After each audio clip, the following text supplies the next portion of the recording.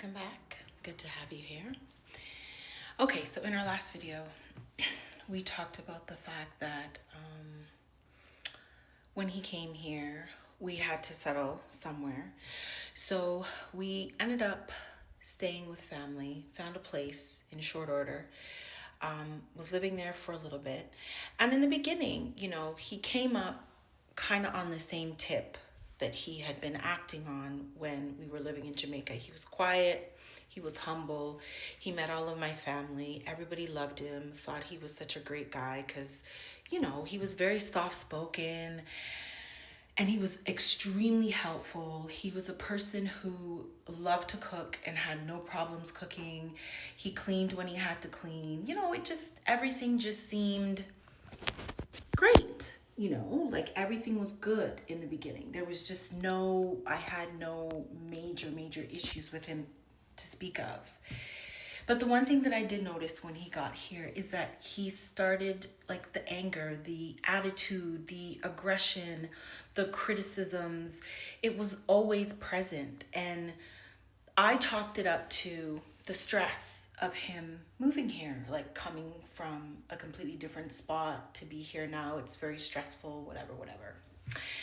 Anyhow, we were living in one part of the city. Where I come from in Toronto, there's West End, there's East End. We were living in the West End of the city. I grew up in the East End of the city. So I always knew that even though we had got that place in the West, I wanted to come back to the East. We ended up getting a different place. We got a spot in the East. And then that's when the troubles really began. So there's just so many incidents that happened. One that I can remember in particular was there was a day him and I got into an argument. One things that narcissists and abusive men like to do is they need attention. Attention is their bread and butter. And it's your attention. You could be giving them, spending all your time and doing all these wonderful things for them. But your attention is not good enough for them. Like, they need more than just your attention. So social media is a place that they fully utilize for that. There's a lot of emotional cheating that happens. And so it was one of those situations where I caught him on a social media website doing too much. When I approached him about it, he got upset about it. We argued. I thought the argument was over. Now, mind you, this is literally, I don't even think this is a year. It hasn't even been a year yet since he's been here. So we get into an argument. I thought the argument was over. I get up. We were in the living room. I get up. I go into the kitchen to start washing dishes. The next thing I know, I feel this nigga pulling my hair. I had my hair down in a ponytail. He was pulling my hair. So I turned around.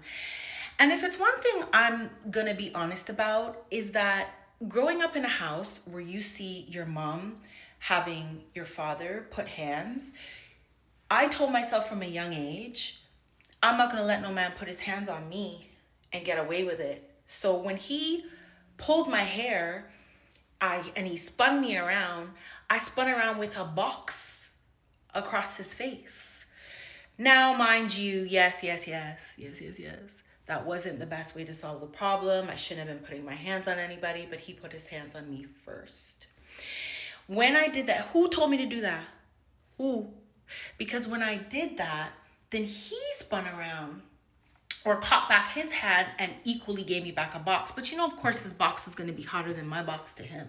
And for those of you who don't know, I'm Jamaican. So box means slap. So I slapped him in his face. He slapped me back in my face. After that now, I'm trying to get away because I can see he is taking this to a whole nother level that I don't even know how we got here on. I head down to the bedroom. He follows me to the bedroom. At this point now, I want to say this is like end of 2013, beginning of 2014. My third daughter was about 4 years old, 3 or 4 years old, 4 years old.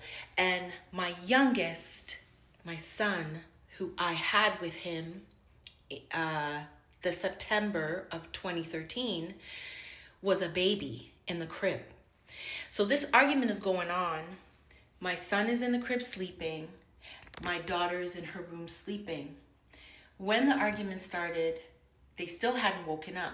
But I go down to the room now thinking, okay, if I go in the room with the baby in the crib, he'll relax himself and then I'll be able to just quell the argument.